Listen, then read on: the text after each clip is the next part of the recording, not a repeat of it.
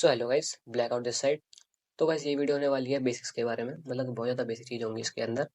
अगर आपको बिल्कुल भी कोई आइडिया नहीं है हैकिंग के बारे में, मतलब कि कई बार आपको क्या होता है कि आपको हैकिंग सीखनी होती है और आप जानना चाहते हो हैकिंग के बारे में, करना चाहते हो, लेकिन आपको वही मन में क्वेश्चन रहता है कि स्टार्ट कहाँ से करूँ, मतलब वेयर टू स्टार्ट। तो हो सकता है ये वीडियो आपके लिए वो वाली वीडियो हो कि आपको स्टार्ट कहाँ से कर रहे हैं। तो ये काफ़ी कंप्लीट बेसिक्स है, मतलब कि जितना आपको नॉलेज चाहिए स्टार्ट करने के लिए उतनी सफिशिएंट इसके अंदर आपको मिल जाएगी। ज़्यादा बड़ी वीडियो नहीं होगी, लेकिन अगर आपको आती है तो आप मेन पॉइंट इस वीडियो में से आप देख सकते हैं, मतलब 2x पे करके या तो फिर स्किप कर करके।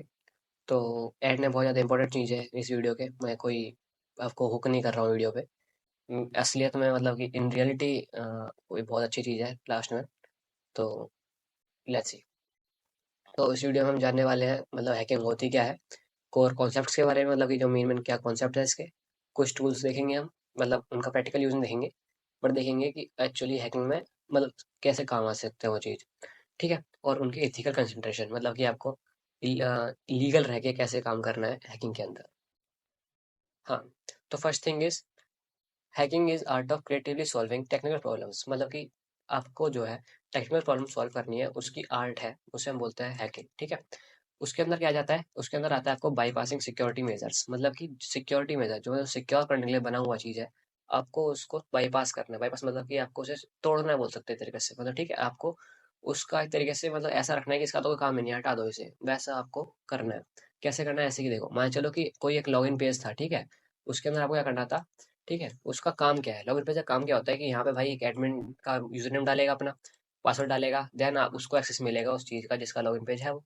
ठीक है, लेकिन आपने क्या किया ना, आपने इसको ही बाईपास कर दिया। तो क्या हुआ, आपने लॉगिन ले लिया लेकिन बिना इस चीज़ के कर गए, तो इसे हम बोलते हैं बाईपासिंग। ठीक है, तो प्रॉब्लम सॉल्विंग ही है और कंप्यूटर साइंस से रिलेटेड है, जैसे सबको पता ही है। सेकंड चीज़ आती है एथिकल हैकर और मैलिशियस हैकर के बारे में। एक्चुअली आपने कभी ना कभी ये देखो, आपने ये तो नहीं सुना होगा भले एथिकल हैकर और मैलिशियस हैकर, बट आपने सुना होगा वाइट हैट हैकर और ब्लैक हैट हैकर। ठीक है, इसका मतलब क्या होता है, वाइट हैट का क्या सीन है। वाइट हैट क्या होते हैं कि काफ़ी ज़्यादा मतलब यू नो लीगल काम करते हैं, एथिकल काम करते हैं, और ये काम करते हैं पब्लिक की भलाई के लिए, मतलब पब्लिक के लिए, या तो फिर गवर्नमेंट के लिए, या तो फिर पैसा कमाने के लिए। इसका देखो क्या है, मतलब पैसे कमाने को तो ये भी करते हैं, लेकिन ये क्या करते हैं, इनका काम देखो। जैसे मान के चलो एक गवर्नमेंट है, उसे काम करवाना है, मतलब कि कोई गवर्नमेंट की वेबसाइट है, उसे मतलब दूसरी गवर्नमेंट पे हैक करवाना है, ऐसा कुछ करना है, तो एथिकल हैकर करेगा। या फिर गवर्नमेंट से हटके एथिकल जो हैकर होते हैं वो बग बाउंटीज करते हैं, मतलब उसने क्या किया, कोई वेबसाइट थी, उसने उसकी वल्नरेबिलिटीज, यानी वल्नरेबिलिटीज समझते हो आप, मतलब वीकनेस, वो वीकनेस को ढूंढेगा और उसको बता देगा यूजर को जो था, मतलब कि जो उसका एडमिन था उस वेबसाइट का, एंड वो एडमिन उसे प्राइस में कुछ मनी देगा। तो एथिकल हैकर ऐसे काम करते हैं, मतलब कि सिर्फ अच्छे काम के लिए। ठीक है, जबकि मैलिशियस हैकर, जैसे हम ब्लैक हैट हैकर ही बोलते हैं, इनका क्या काम है, इनका काम है कि ये जो एंट्री लिंक है ना, ये पहले बात तो फोर्स एंट्री होता है। एथिकल हैकर के पास ना पूरी परमिशन होती है उस चीज करने की। जो इसने इस वेबसाइट को टेस्ट किया है, इसके पास पूरी क्रेडेंशियल्स होंगे, पूरी लॉगिन इन्फो होगी, पूरा कोड होगा इसके पास जो कि एडमिन ने से दिया होगा। लेकिन जो मैलिशियस या फिर ब्लैक हैकर होगा, उसके पास कोई परमिशन नहीं होगी। ये बैकएंड से काम करेगा, मतलब इसका कोई भी वो नहीं है, किसी को नहीं पता होगा ये काम कर रहा है या नहीं कर रहा है। ठीक है, तो ये क्या करेगा, ये भी एक्सप्लोर करेगा सेम काम, लेकिन ये क्या करेगा, अपने पर्सनल गेन के लिए करेगा। कि मान के चलो इसने कोई बहुत बड़ा बैंक था, उसके सर्वर को इसने क्रैश किया, मतलब हैक पहले क्रैश कर दिया, तो उससे क्या होगा, वो मतलब ट्रांजेक्शन रुक जाएंगी बहुत सारी। या फिर उसने क्या किया, इसने लॉगिन इन्फो लेके इसका बाईपास करके इसने उसके अंदर एक्सेस ले लिया इसका।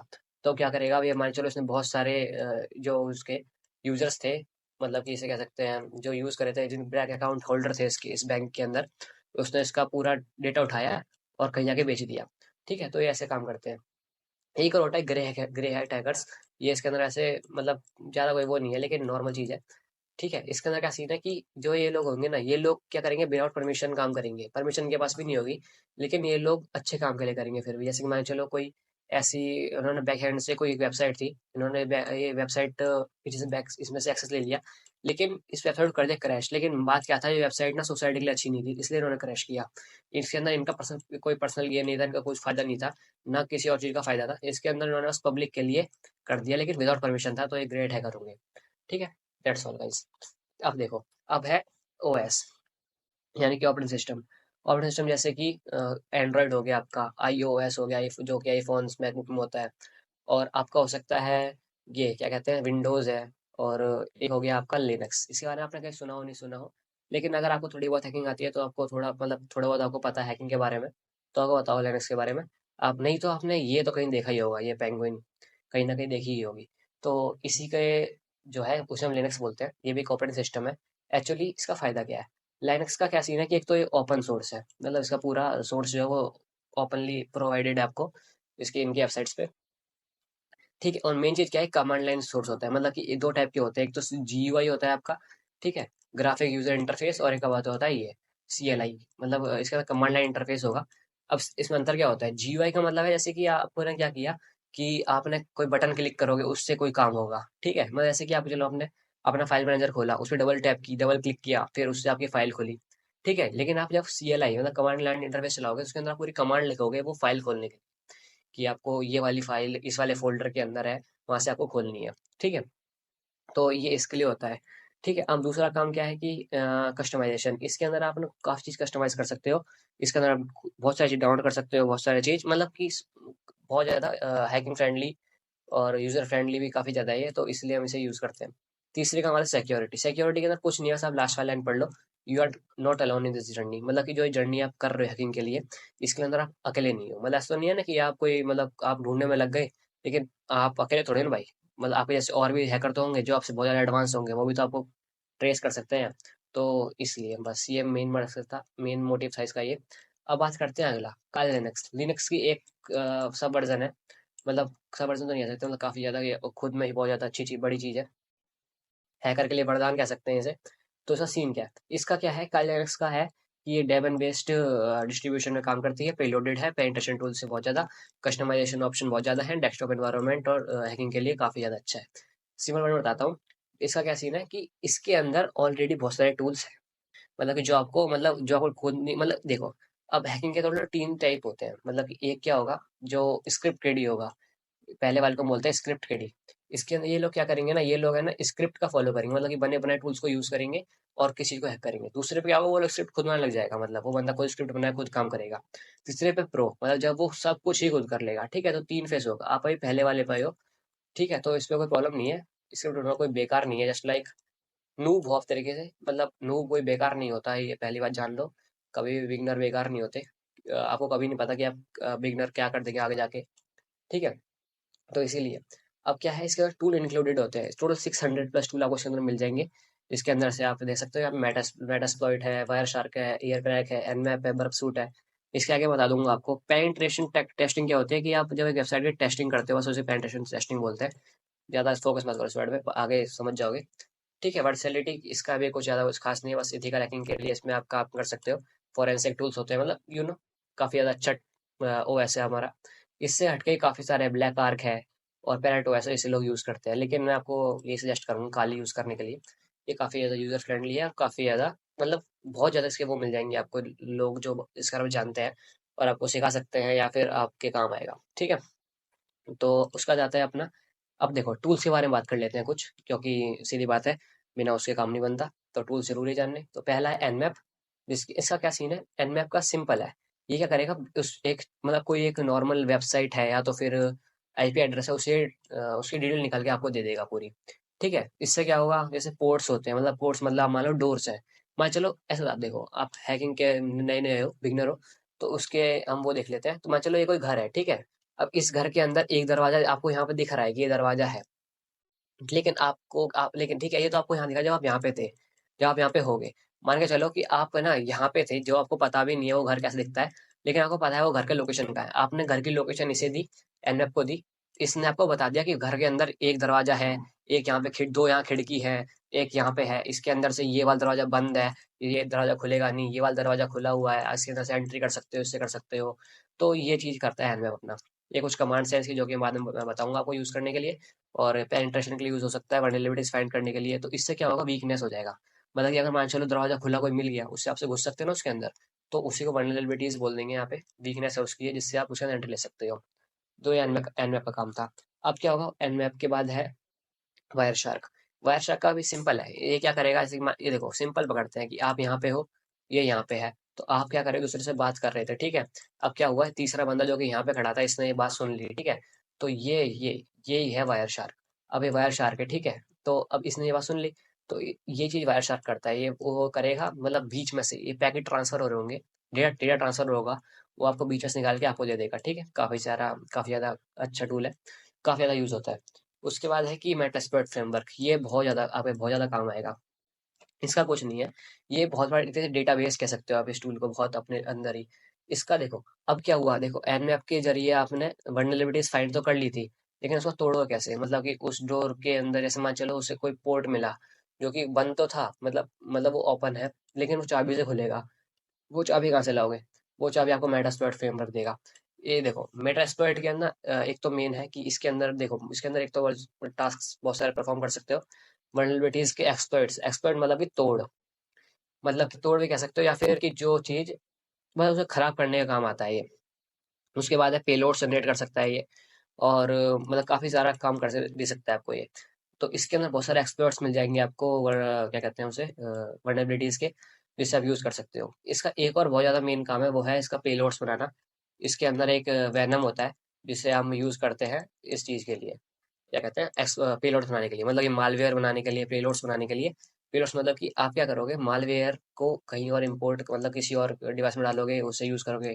तो दैट वाज, मतलब समझ जाओगे आप, मतलब कुल मिला के बहुत ज्यादा इंपॉर्टेंट है। मतलब बताना चाह रहा हूँ मैं कि हैकिंग के अंदर एक्चुअली ये चीजें भी हैं जिसे आप यूज कर सकते हो, ठीक है। उसके बाद है गिटहब।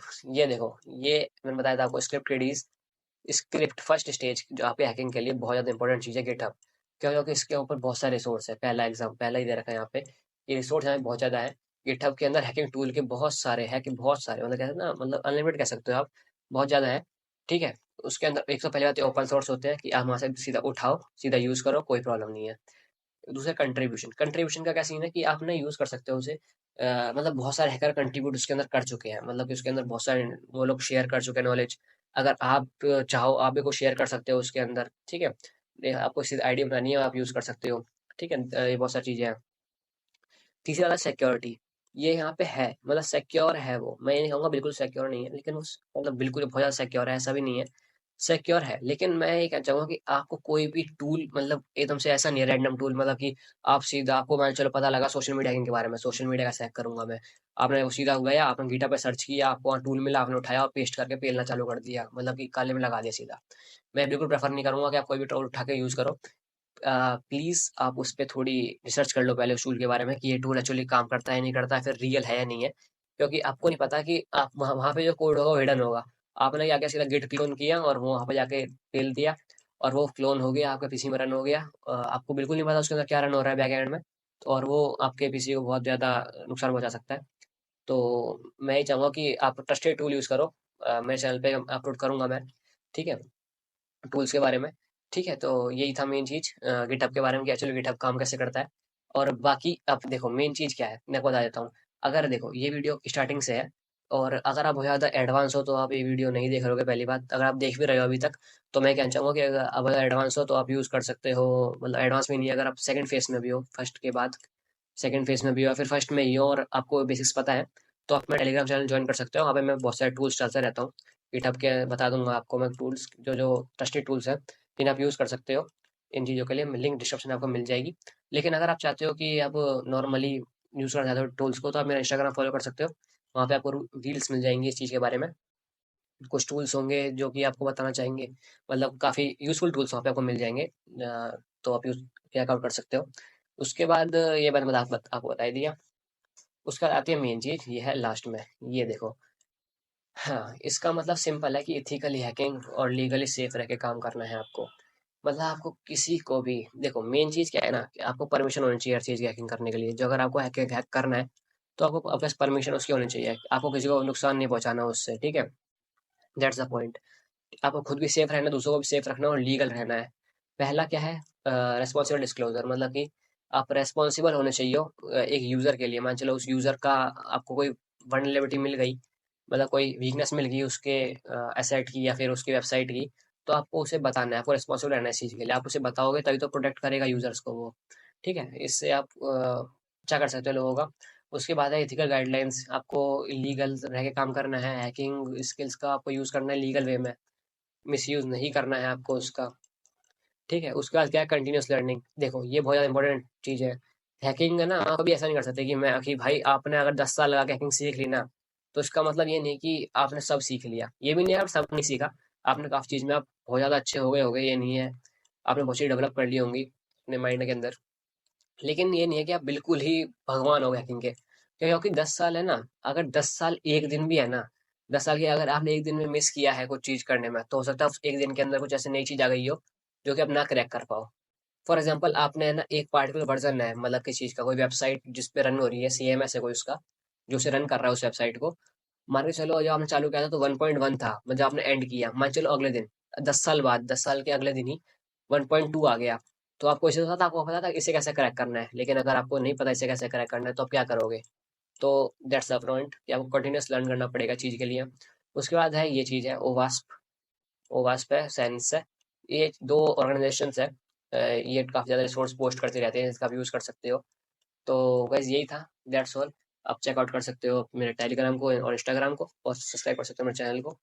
काफी नए नए कंटेंट आता रहेगा, और ज्यादातर कंटेंट होगा हैकिंग के बारे में, और डार्क वेब के बारे में भी पोस्ट करूंगा। That's all guys, thank you.